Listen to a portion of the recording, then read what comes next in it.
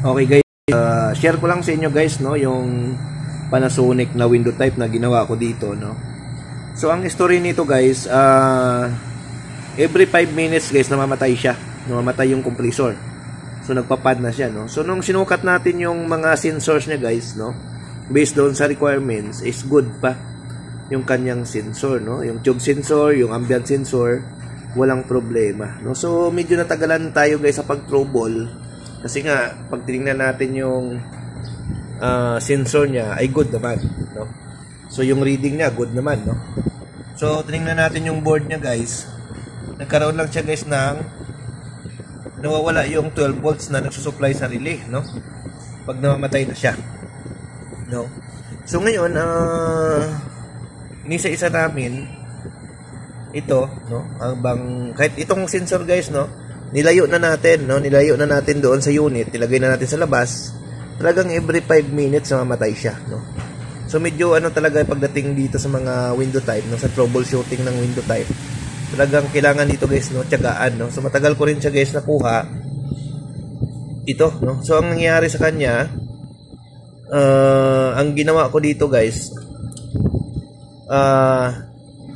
pinalitan natin ng ambient sensor no. Sensor ang naging problema, yung ambient niya no. Yung ambient niya guys, pag i-reading natin nasa 12 kilo ohms no. So actually guys, ang 12 kilo ohms is good yan para sa Panasonic, good pa yan no. So yung tube niya no, so niread natin okay naman, walang problema. Yun nga, nung tinesting na natin, every 5 minutes guys namamatay yung unit no. So ang naging solution ng ginawa namin, kahit good yung sukat ng sensor, good din yung sukat ng tube sensor, pinalitan namin pareho guys. So nung pinalitan natin pareho guys, ayun, nakuha natin yung problema no. So nasa sensor pala ang problema no. Kaya minsan guys sa mga aircon medyo maliligaw tayo no, kasi good naman yung mga sensor, pag testingin natin walang problema, sukatin natin, pero namamatay-matay yung outdoor no. Every 5 minutes namamatay yung outdoor no. So yung pinaka compressor niya namamatay no.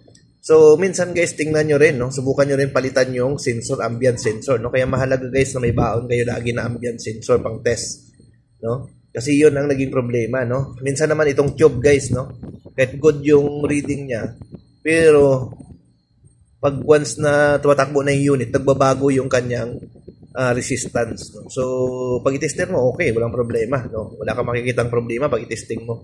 Pero doon pala guys, pagka i-run mo na siya kasama ang unit, nagkakaroon siya ng problem no. So itong ginawa namin guys, pinalitan namin to dalawa no. Ayan, pinalitan namin ng sensor. So yun po no, yun po ang naging problema nito no. So share ko lang guys sa inyo, baka may encounter nyo rin yung Panasonic no, na every 5 minutes mamatay yung compressor. So subukan nyo muna palitan guys yung mga sensors niya, lalo na sa ambient at saka sa tube no, kasi usually nandito ang problema guys no. Okay no, so thank you so much guys sa panonood sa ating mga video no. So more tutorials guys ang ilalabas natin, kung ano-ano mga na-encounter namin, i-share natin no, para magkaroon din ng idea yung iba. Okay, thank you, bye bye.